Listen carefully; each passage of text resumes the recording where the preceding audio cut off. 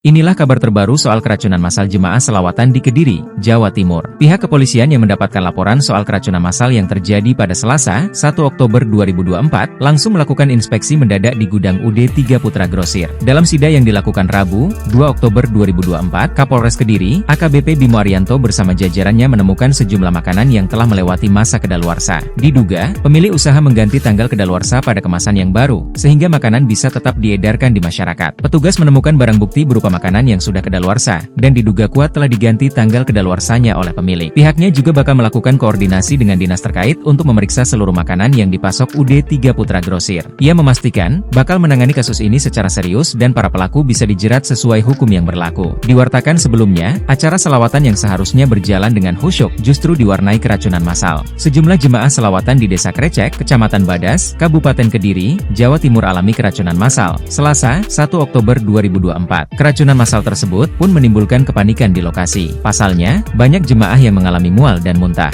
Bahkan, 2 orang harus dilarikan ke rumah sakit. Diduga, keracunan tersebut berasal dari makanan dan minuman kemasan yang dikonsumsi jemaah. Makanan dan minuman tersebut diduga tidak memiliki label kedaluarsa yang jelas. Atas kejadian ini, acara selawatan yang mulanya berjalan lancar pun harus dihentikan oleh pihak kepolisian. Makanan dan minuman kemasan tersebut ternyata dibagikan secara gratis oleh panitia acara. Namun, ada kejanggalan pada makanan dan minuman tersebut. Beberapa warga menyebut rasa makanan sudah berubah dan keterangan kedaluarsa pada kemasan sudah hilang.